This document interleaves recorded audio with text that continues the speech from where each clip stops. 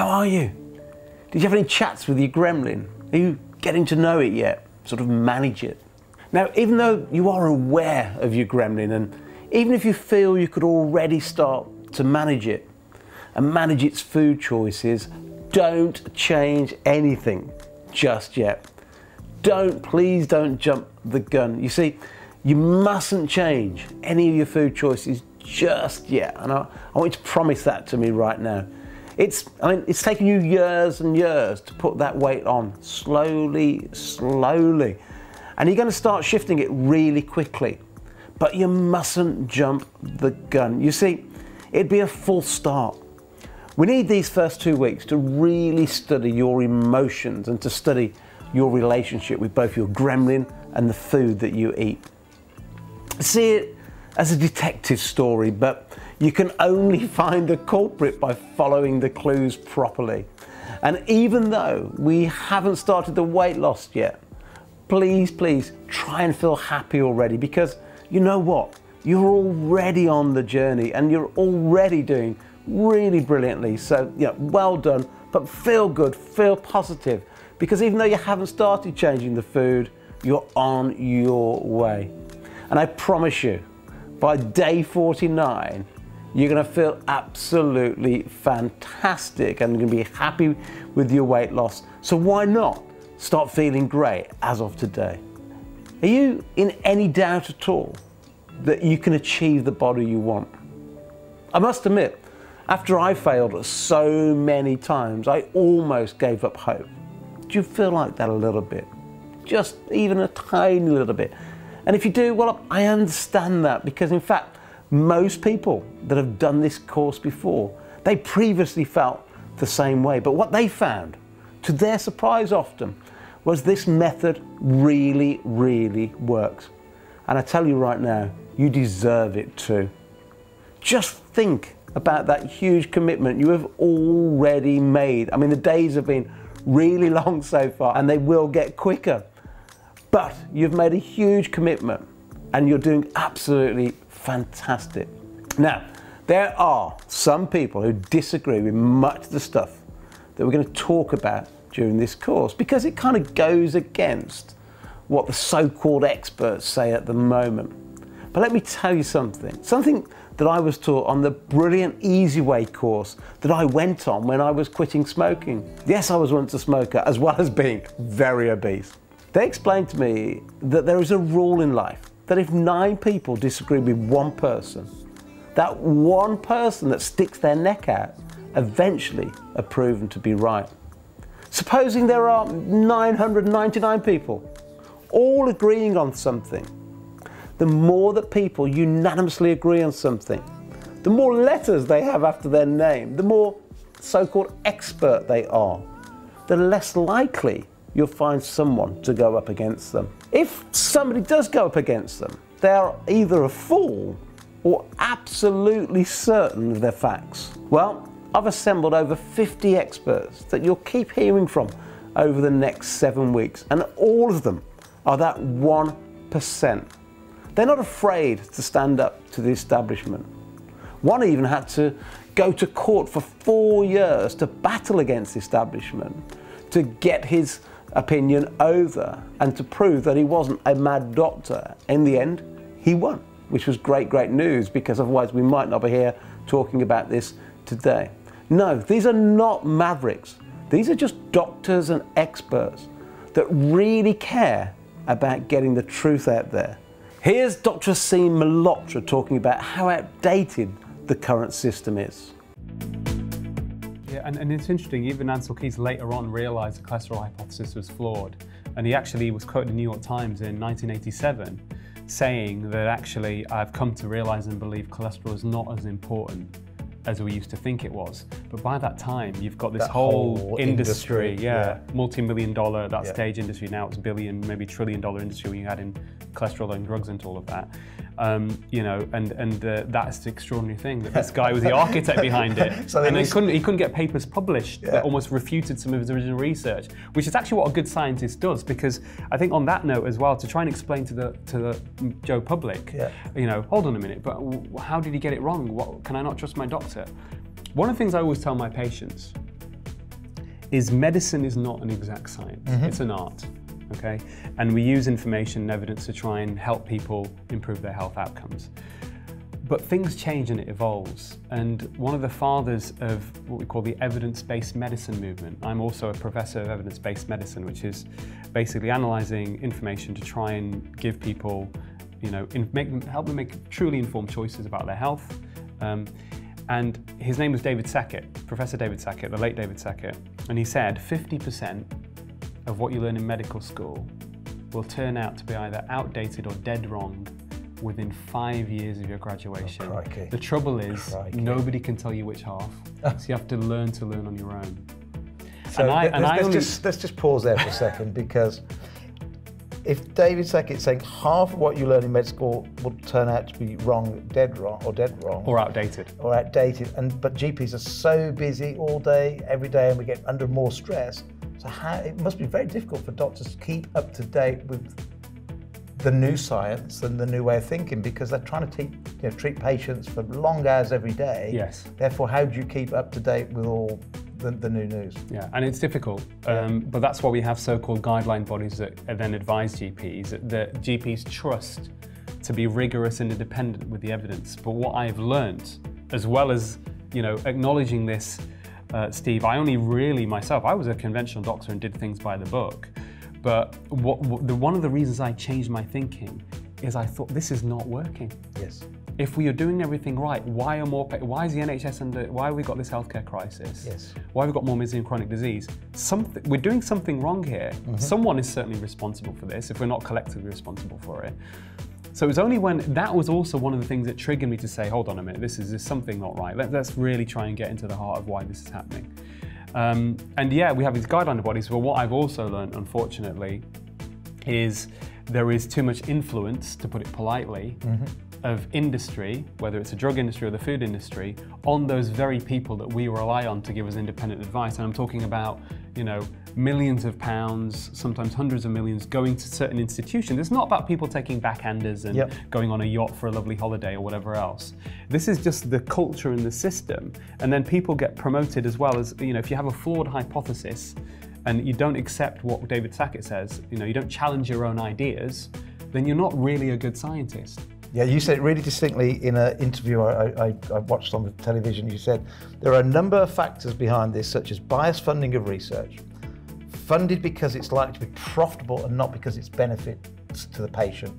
Yeah. You said biased reporting in medical journals, biased patient pamphlets, biased reporting in the media, commercial conflicts of interest, defensive medicine, and last but not least is a medical circular that's failed to teach doctors how to comprehend and communicate health statistics. Okay, let's get on to today's first subject. I'm going to be teaching you today about 9 different hungers, or really, I should say 9 different triggers that cause you to eat. We're going to look into all those food decisions you make and all those food actions that you take to find what is the reason why you eat, and understanding what it is that makes you eat is one of the most important parts of this reset.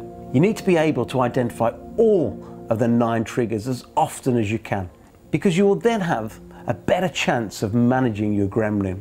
You can then better use the charts in your journal to map the habit loops and substitute your eating habits. So why is hunger so clever? Well, because not only does it involve no actual pain, we only know it as a feeling as, I'd like something to eat. Now, it's pretty obvious that Mother Nature's intention was to make sure that we supplied our body with sufficient energy and nutrients in order to be fit and healthy, and of course to survive. But she designed that software when food was scarce, when there wasn't fridges, supermarkets or Deliveroo. She designed it before the microwave, fast food restaurants and Just Eat. We're first going to discuss 3 real hungers and then a bunch that aren't real at all. The first hunger is a genuine hunger, and it's caused when you have low blood sugar and for some reason you aren't able to burn your own body fat as energy. You often become hangry, and your hungry hormone, which is called gremlin, drives a survival emotion for you to eat. Especially it's looking for sugary foods so their body can burn it really quickly. Your stomach begins to grumble and you'll normally immediately reach out for food. But here is the thing. This type of hunger, real hunger, rarely happens in modern society. We rarely feel truly hungry in the commercialized world.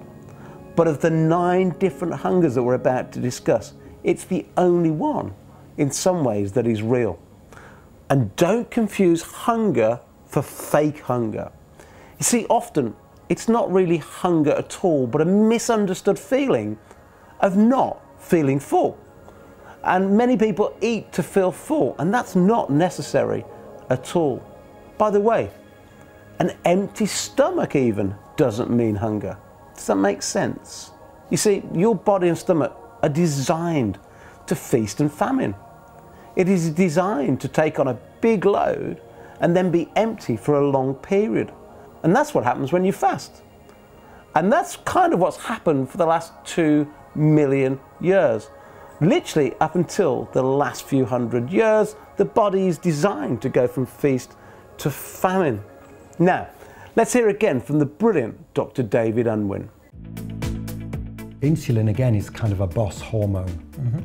So that insulin was designed really to get rid of sugar. So in a sugary environment, it would make no sense to burn fat because you need to get rid of the sugar because it's dangerous. That's another way of looking at it. So insulin switches off your ability to burn fat. Okay. So that if, like, I used to eat a lot of biscuits, so if I was eating biscuits all day long, I wouldn't be able to burn fat because the high sugar levels meant that my own personal insulin would switch off my ability to burn fat. And in a way that would explain, very interestingly, how is it that when I was eating biscuits all day long, I was continually hungry and yet I had quite a big tummy? Because I had fuel there, but I couldn't reach that fuel because I kept up a sort of sugary environment because I felt I needed it for energy or coping or whatever. But that same sugar stopped my ability to burn fat, so I couldn't burn my own belly. And what's interesting is obviously now, since I've gone low carb, I'm quite slim because I burn fat now. So what David was saying is that he was hungry as soon as the biscuits had been stored by insulin. But once he became a fat burner, he was no longer hungry. And just for the record, since I became metabolically flexible, I have never felt hungry, not even one day, in the last 5 years. Here's the legendary Tim Noakes explaining how eating carbs makes you hungry all of the time. Well, I don't know the full biology because it's quite complex and I'm not a neuroscientist, but from my own experience, I mean, that's what you experience, as you know. As soon as you replace your carbs with fat and protein, your appetite completely changes. And I can eat, there are certain foods I can eat. For example, if I eat pork, enough pork, I will not want to eat for 24 hours. It's not a matter of getting hungry. I just simply do not want to eat. And there's something in pork that is so satiating that you feel full. So when I eat my pork, I got to get it in quickly because within half an hour, I feel absolutely satiated and I won't want to eat for 12 to 24 hours. And so you wouldn't, people don't understand it. Yeah. So again, the students, I asked them yesterday, I said, what's the key symptom in obesity? The key symptom. All obese people have one symptom, and it's hunger. That's it. And I said, therefore, you have to sort out their hunger to correct them. And it doesn't matter what else you do. Get the glucose down or get them to lose weight. Not going to work until you treat the hunger. And that's clearly the case. And you know, one lady interviewed me. And of course, hunger is a hormone, therefore it's a hormonal problem. Yeah, absolutely. No, and it's being driven by all this feedback from the body. And it's, I was chatting to a lady who lost 60 kilograms, and she told me that she had, when she was fat, she woke up in the morning hungry, and the only thing that drove her the whole day was hunger. And it was always there, it was incessant. And I think if you ask fat people, that's what they'll tell you. That's their key driver is hunger. And the tragedy is you can reverse it so quickly by just cutting the carbs and controlling the sugar addiction. So the more carbs you eat, the more hungry you become. Do you know why profitable restaurants give away free bread? Because if they give you bread at the beginning of the meal and then wait a little while till the starter comes, you're more likely to eat 3 courses than just 2. Now, I didn't believe that research, and I own a restaurant, so I trialed it for several months, and it is absolutely true. By having bread at the beginning of the meal, you become more hungry than if you didn't have the bread at all. Now, the second type of hunger is what we call nutritional hunger. Your brain is very logical. It's always looking for certain foods. We've already mentioned there are a bunch of amino acids, 9 of them, that we need to survive. There are a few essential fatty acids which we need to survive too, like omega-3. And then there are 13 vitamins and 14 minerals that experts around the world all agree we need to survive. Now, having spoken with a lot of experts over the years, it appears that in total there is about 37 micronutrients that we must consume regularly to be healthy. You probably can name a few of them, like vitamin C, vitamin D, omega, and so on. But your brain doesn't know any of them by name, but just has switches to say whether it's received them or not. And until you consume them, your brain will keep telling you that you are hungry until it acquires them. That's why you're always hungry unless you get them. It's also why many of the big food manufacturers remove them from processed foods. They need you to be hungry all the time to get you to eat more. And you'll learn in coming weeks how often they'll deliberately remove vitamins and minerals intentionally, or at least destroy them in the process of making processed foods. Now, there's a third hunger. And this is a really, really interesting one, and it's called thirst. You see, when we ate primally, it came with a lot of water. Think about it. Vegetables are full of water. Celery and cucumber, they're over 95% water. In fact, lettuce, celery, bok choy and cucumber, and many, many more. Today, though, packaged foods have very little water in them. So once you start eating primally and filling your plate full of greens, not only will your nutritional density go up, so too will the amount of water that you're consuming. But even then, you're still going to need to drink an additional 1 or 2 litres every day. Anyway, back to my point. Your body messages your brain for water in exactly the same way as hunger. Therefore, if you're feeling hungry, you may just be feeling thirsty. Now, I've had several people tell me that literally by increasing their water intake, they lost lots and lots of weight. Remember back to school, your body is made up of about 60% water. Even more importantly, your organs are really high in water. Your brain and your heart are composed of about 73% water, and your lungs are a whopping 83% water. In fact, your skin, your biggest organ, contains 64% water, and your kidneys and your muscles are about 79% water. Never, never, never underestimate the importance of staying hydrated. And your body knows this, but its signal to your brain is identical to the signal for food. One more time, why dehydration makes you feel hungry. And that is because natural, wholesome foods have water in it. Therefore, the brain sends a hormone, that's the gremlin, to tell you that you're hungry. But as most packaged foods and crisps don't have any water, they make you even more thirsty. So the more you eat, the more thirsty you become, the more your body's constantly chasing water and fluids. In many ways, the more ultra-processed foods you eat, the more dehydrated you're going to become. So let's summarize the 3 real hungers. 1, might be a need for energy, but that itself is often fake news. And once you get to the end of this course and start to implement what you've learned, you might never ever feel real hunger again. Why? Because once you become metabolically flexible, if there's no incoming energy, your body will effortlessly turn to burning your own body fat as fuel.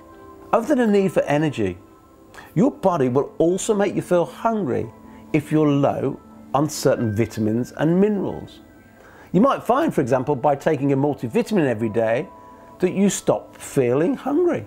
This is part of the reason why next week I want you to start taking the special formula multivitamin that I've included in your pack. And the other third hunger is actually your body telling you that you're dehydrated. So drink more water. Now, if you've been filling your journal, by now I bet you've found that sometimes the reason you're eating is what I call emotional eating. Do you sometimes eat because you had a bad day and food acts as a comfort for you? Or you've had a really good day and you celebrate it with food and treats? Or maybe you've been feeling high and you've decided to eat, or feeling low and depressed and decided to have comfort foods. Here's the brilliant psychologist Anna Pinkerton talking about emotional eating. From the outset, I think we need to be really, really careful about how we talk about emotional eating, because a big thing for me is to not shame anybody for what they've chosen to do, because I always see it as somebody set out to try to help themselves, which is where you started. Are they trying to feel better or reduce their stress? Well, it's the same thing.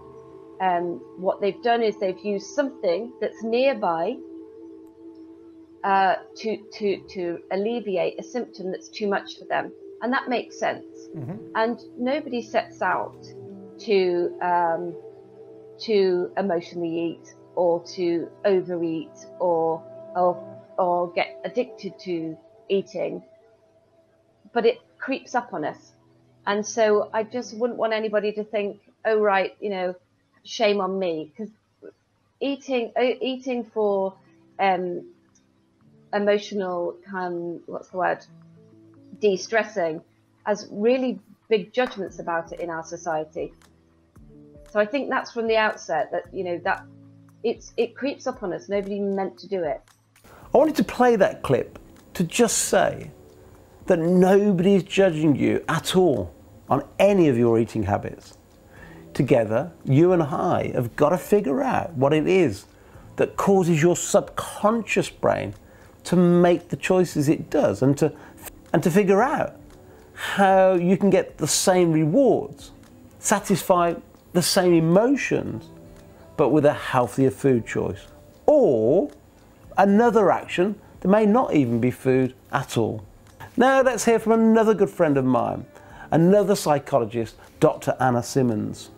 Being critical of yourself might be one of the reasons that you eat in the first place. You know, if you don't feel great about yourself and you're looking for ways to feel better about yourself, it may be that food has given you that temporary feeling. So if you think about food sometimes being used as an emotional void, where emotionally we feel a bit empty, you know, food is used to fill that void, and is an attempt often to feel nice, to feel good. If you've got a full tummy, or you're full of the sugar or whatever it might be, or the carbs, you get a certain sensation and you feel nice.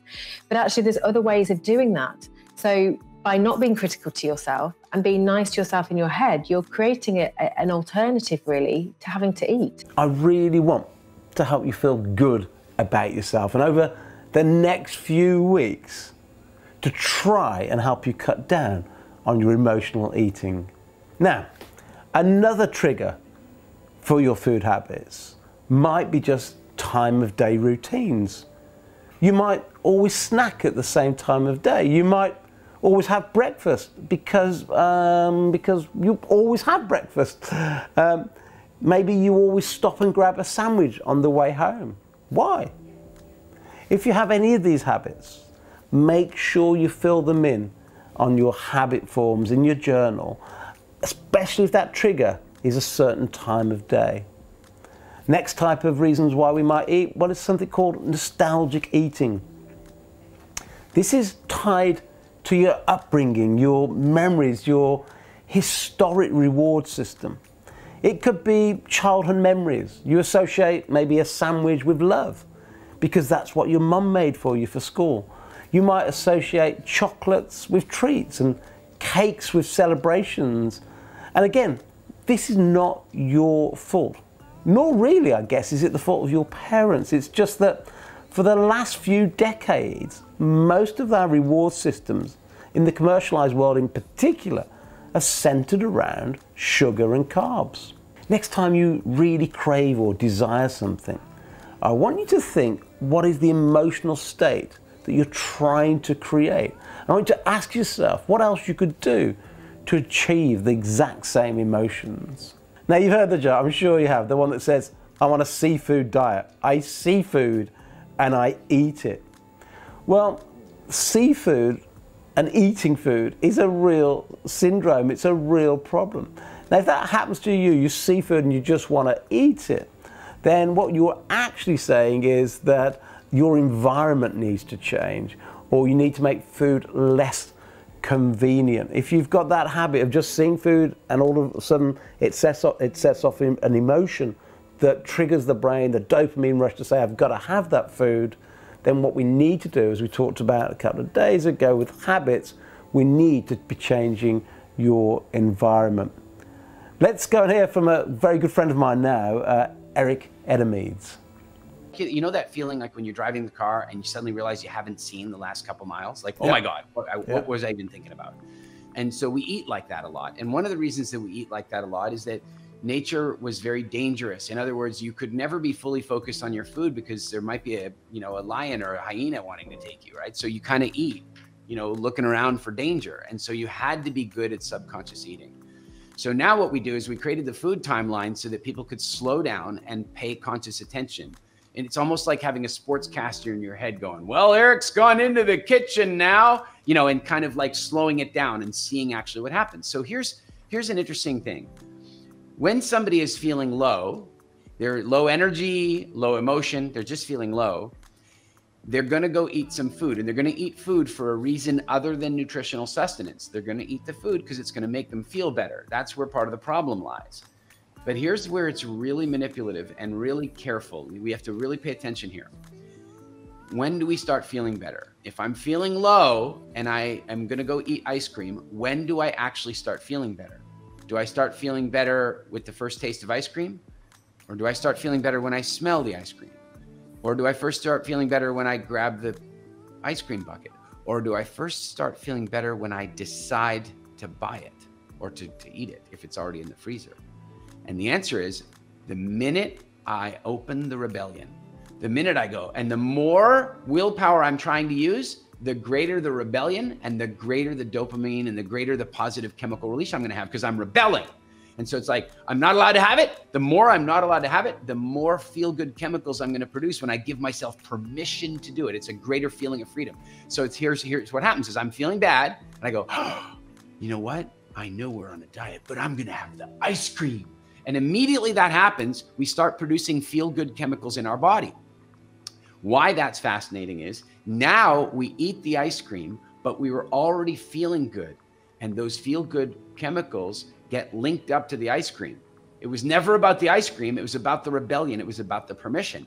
But now the feeling good is linked up to the ice cream. And more than that, and this is insane, but certain feel-good chemicals can make things feel good. When somebody smokes weed or they take ecstasy or something, it makes things feel good and taste good. Well, that's because those natural chemicals in our body do the same thing. So now those built-in chemicals are making the sweetness in the ice cream even nicer than it really is.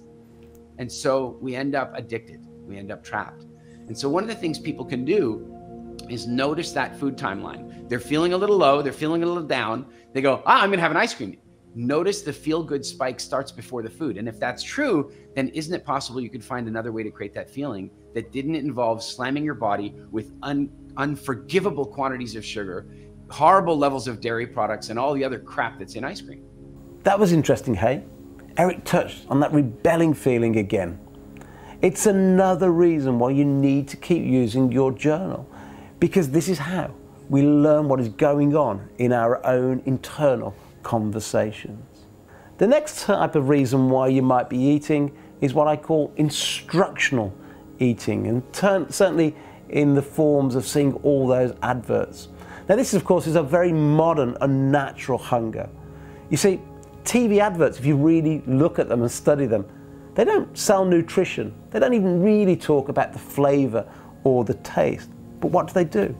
They play on your emotions, because they realise that when people conjure up a memory of food that they really like, it's not about the taste or nutritional value, but memories and emotions.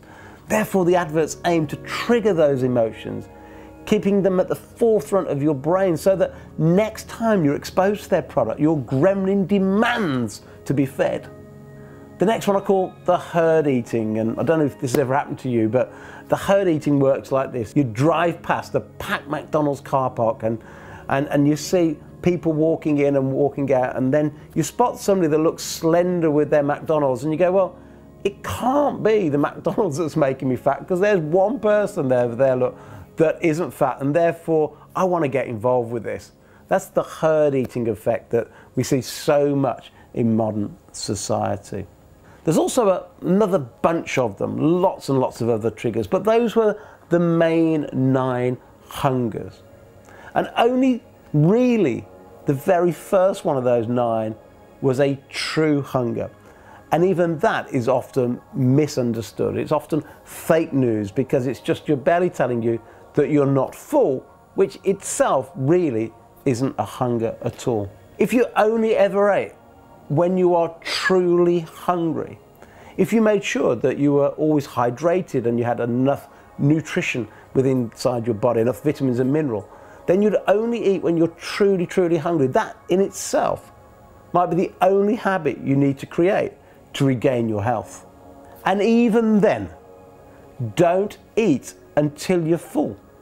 Eat only until you're no longer hungry. If you eat for any other reason than to top up your nutrients, or when you are truly hungry, then it's totally unnecessary and you will put on weight. Let me say this again, because it's so important. Only eat when you need energy or nutrients.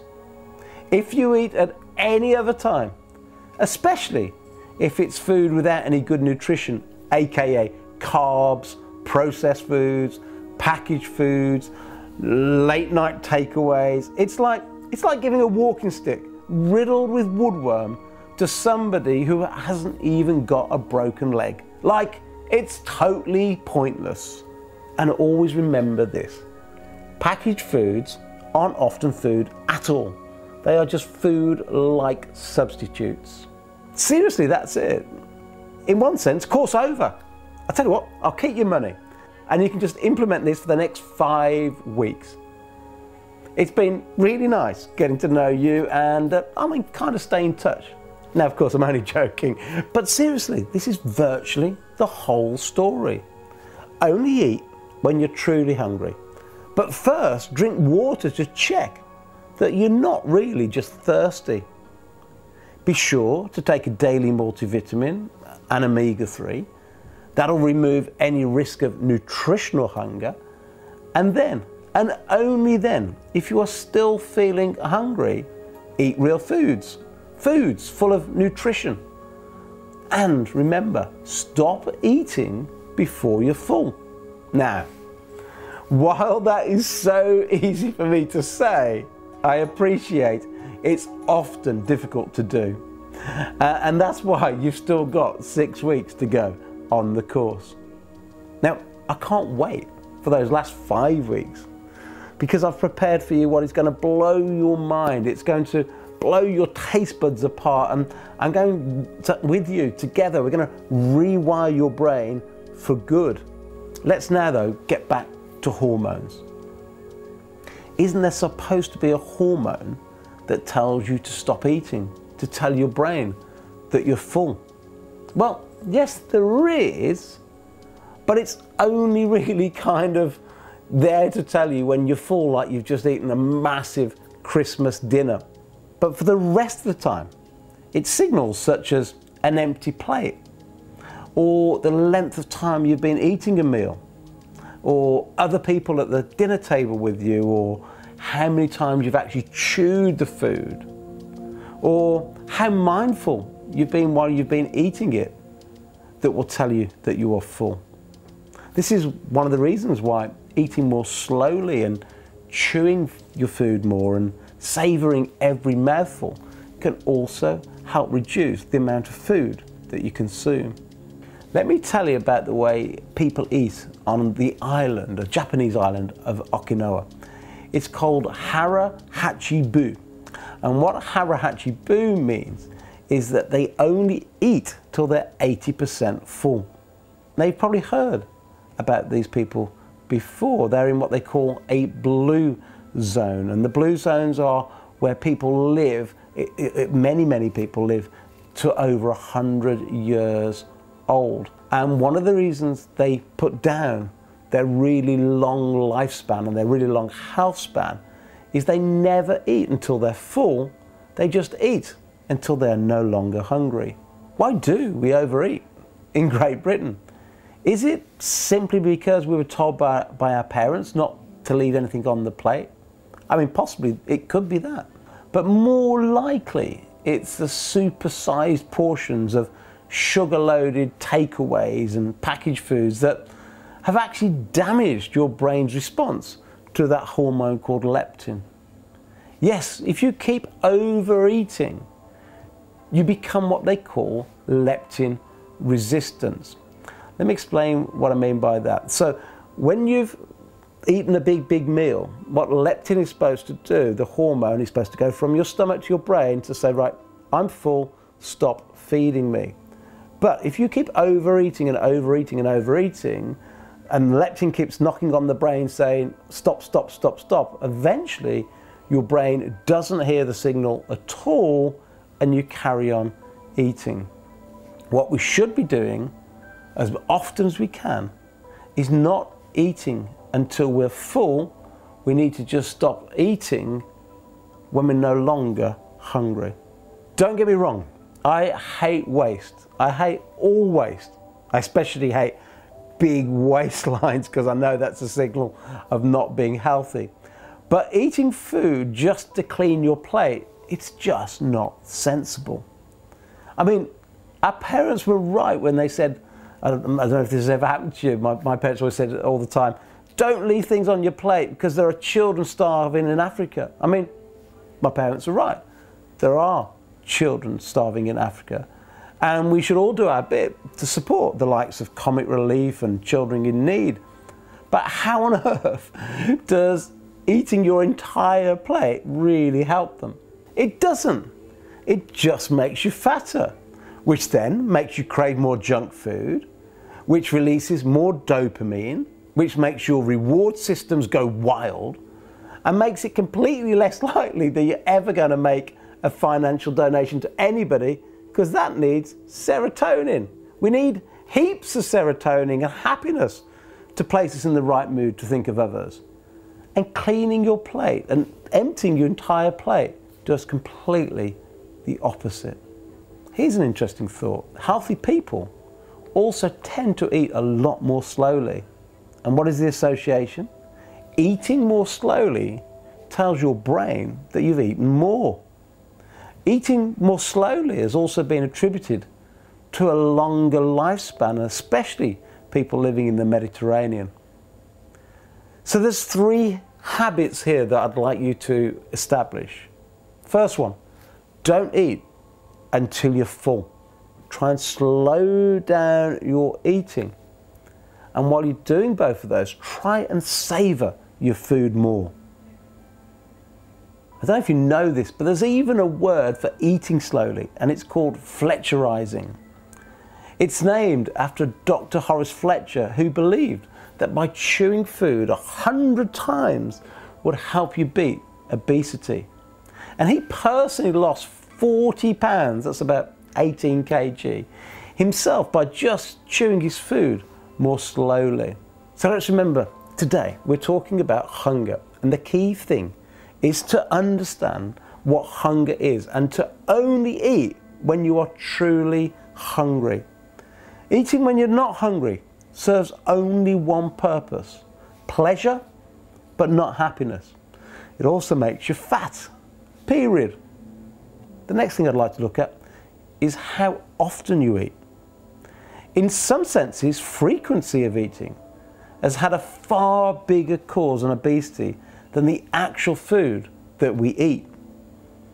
In early 1960, the decade I was born, there was very little snacking going on, and most families ate 1 or 2 large meals a day and maybe 1 smaller meal. Fast forward 50 years and the average Brit eats 6 times a day, often more. And in that same period, on average, every adult in our country, on average, has added 2.5 stone to their body weight. That's about 16 kg. In lockdown with the coronavirus, with no football on the television, they for the first time reran the 1966 World Cup, where England beat Germany. But I don't know if you watched it, and if you did watch it, I don't know if you noticed, but they showed the scene of all the crowds flooding into Wembley, or wherever it was. I think it was Wembley. And all the crowds were going in. You saw tens of thousands of people walking into the stadium, and virtually not one of them was overweight. And that was only back 1966. And then, straight after the match, the news came on, and they showed the terrible riots that are happening in America, and it looked like everybody was fat. What the hell have we done in just 50 years?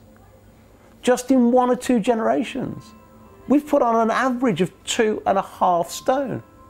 Yes, we're eating all the wrong stuff, but we're also eating way too often. And eating too often, persistent eating, starts the process of insulin resistance.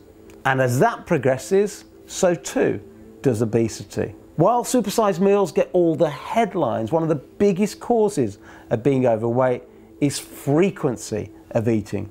Snacking is a whole new category that fuels just one purpose, and that is to drive profits for the big food and the big drink companies. If you fill those products with sugar, as most of those big companies do, the carb coaster kicks back in, and then within a few minutes you have to have another snack and another snack, and before you know it, you're eating all the time. Why do we keep overeating? And I want to talk about overeating because in its own right, it's one of the biggest causes of obesity. Why is it that you don't overeat broccoli or spinach? Why don't you overeat carrots or lettuce? Well, let me remind you something that the big 10 food companies have worked out, that they've figured out, and it's kind of rule 101 for them. That is, if you get that trio that we've already mentioned, that trio, that combination of fat, salt and sugar, then you just can't stop eating. It doesn't happen in nature. This trio never come together in nature, but you're hardwired to consume them, and when combined in the same mouthful, you just can't stop eating them. A trio that is so powerful that when they're together, they can literally supersize any human being. A trio that if you left them out of any product and you were a brand, a manufacturer, you just wouldn't survive against all your competitors who put this trio in time and time again. Now, I'm only going to touch on it lightly again for now, but my goodness, we're going to talk about it a lot in coming weeks, and we've already mentioned them quite a bit. But that deadly trio, that taste bud trio, is salt, sugar and fat. You see, nature doesn't combine them in food normally, not on her own. It just doesn't happen. But this dangerous trio are virtually in every single packaged food that you consume. And once you have one mouthful, you just can't stop eating it. Both homeostasis and leptin get silenced by this trio. Now, on day one, I mentioned one of the problems of having food available 24/7 is that we're hardwired to eat. So it's no wonder we're all overweight in one sense. Well, I actually simplified it a little back then. If you think about it for a moment, homeostasis should at some point kick in and say, hey, hold on a minute, we've had enough to eat for now. And leptin should also kick in and do the same thing. It should kick in and say, hey, I'm full, stop eating. But for some reason, homeostasis and leptin aren't working properly and we're all getting fat. So what's going on? Well, your brain and my brain, it's been hijacked. You see, foods that are high in salt, sugar and fat are altering the biological circuitry in your brain. It's not your fault that you're overweight. It is that you're not in control of your response to commercialized food. Why?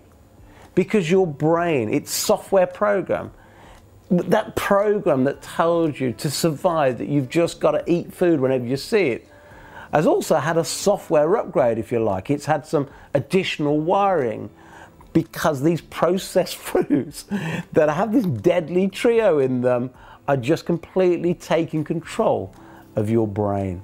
Let's now hear from a gentleman who worked for Nestle for many, many years as a scientist, helping them, if you like, I was going to use the word manipulate food, but maybe that's not the right word I should use. I might get sued. Let's hear from Professor Stephen Whitley. When humans invented junk food and put all three together, the brain goes, my gosh, we finally have all three in one.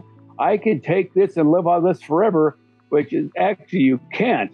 But the big three nutrients that you need, your brain goes, I've got it. Your tongue goes, I've got it. Your liver goes, I got it. Your intestine says, I have it. One of the things that we learned in the book and recently is that we have receptors for sugar, salt, and fat throughout the entire body. So we're always looking for the big three. Now, salt, sugar, and fat, the taste bud trio, the belly bulging trio, they're so irresistible that they lead onto something else, something that I call priming. Now, the dictionary's definition of priming is a substance that prepares something for use or action. Maybe your parents taught you about priming when you used to move fuel from one tank to another. That's kind of priming. Or in a pub where they pull through the beer in the pumps. That's all priming. So what has salt, sugar and fat got to do with priming? Well, let's think about it another way. Let's think about smokers or drinkers for a moment. Two other addictions. There's no such thing as a smoker as just one puff. Or as the AA say, one drink, one drunk. Basically, the first drag of a fag or the first sip of booze primes the brain and it opens up the floodgates. You see, nicotine and alcohol and the taste bud trio of salt, sugar and fat are all powerful primers.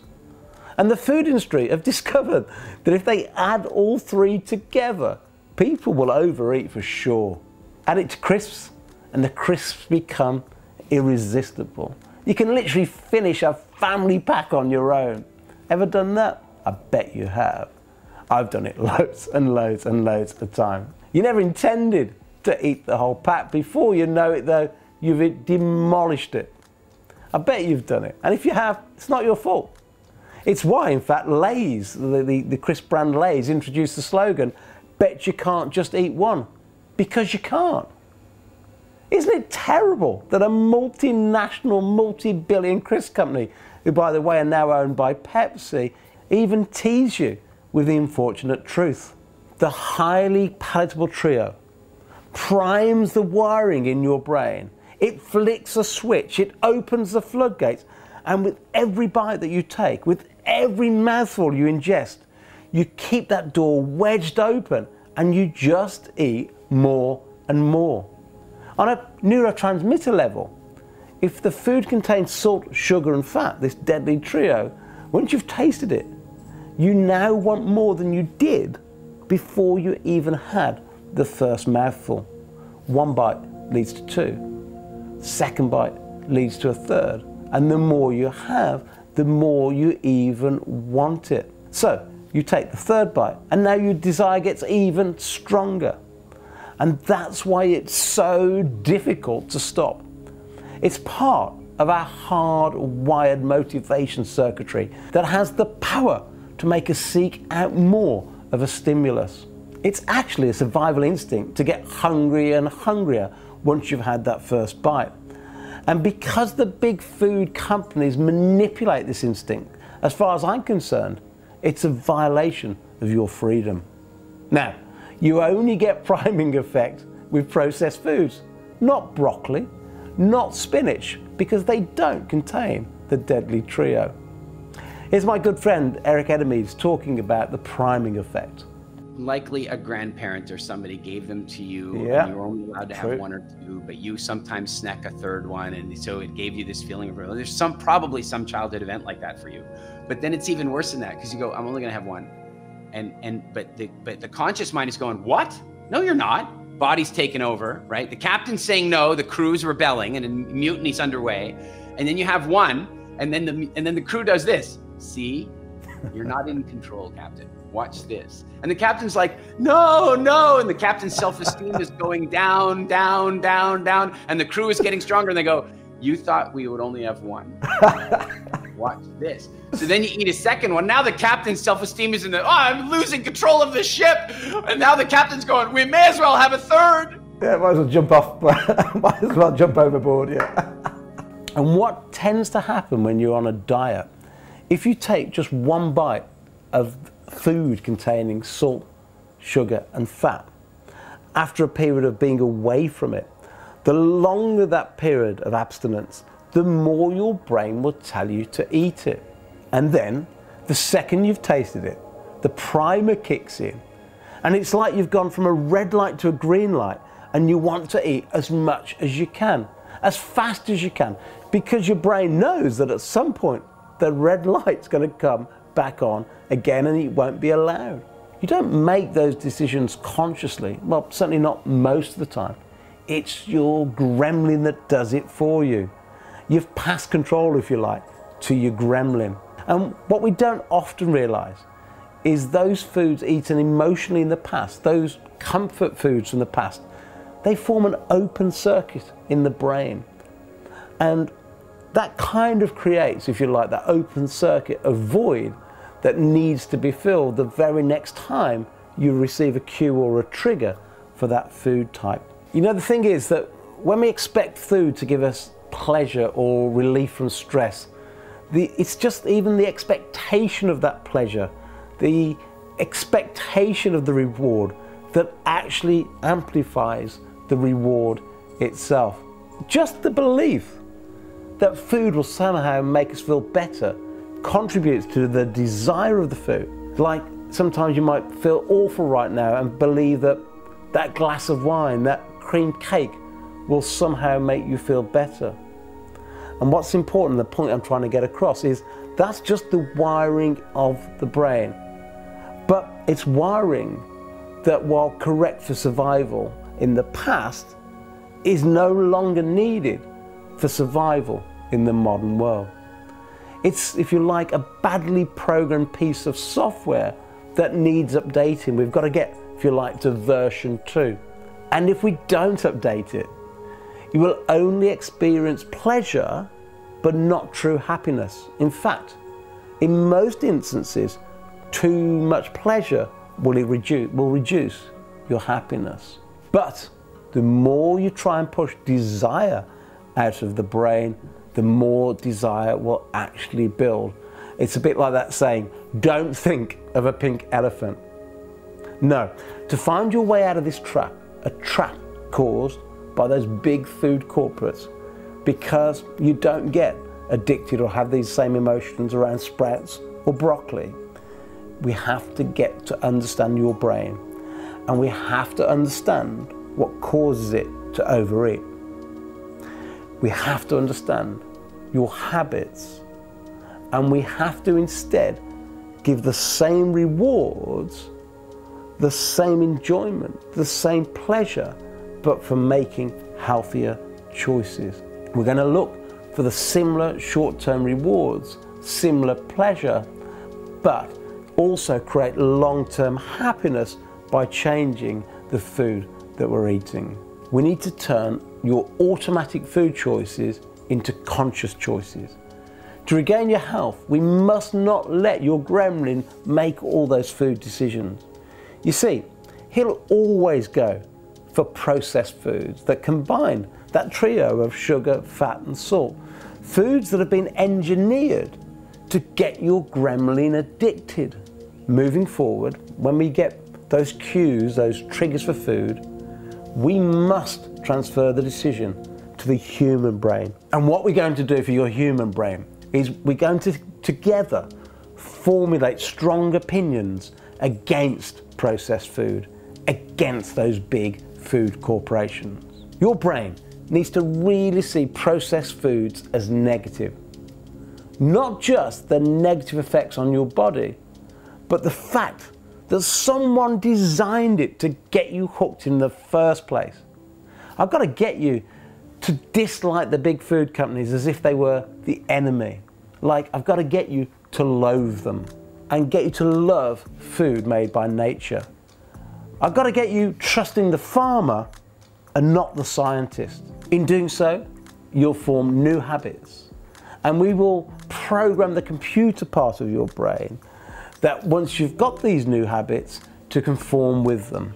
Now, before you go off for the weekend, I want to answer that little niggle that I know is building up inside your mind.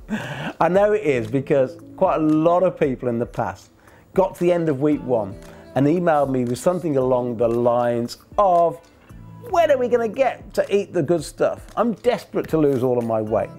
Now, I get it. I understand how you feel. In fact, most people felt the same way at the end of week 1. But what they found was it was definitely worth getting all this foundation right and in place. I mean, come on, let's face it. You know, how many diets have you rushed into in the past and they haven't worked, right?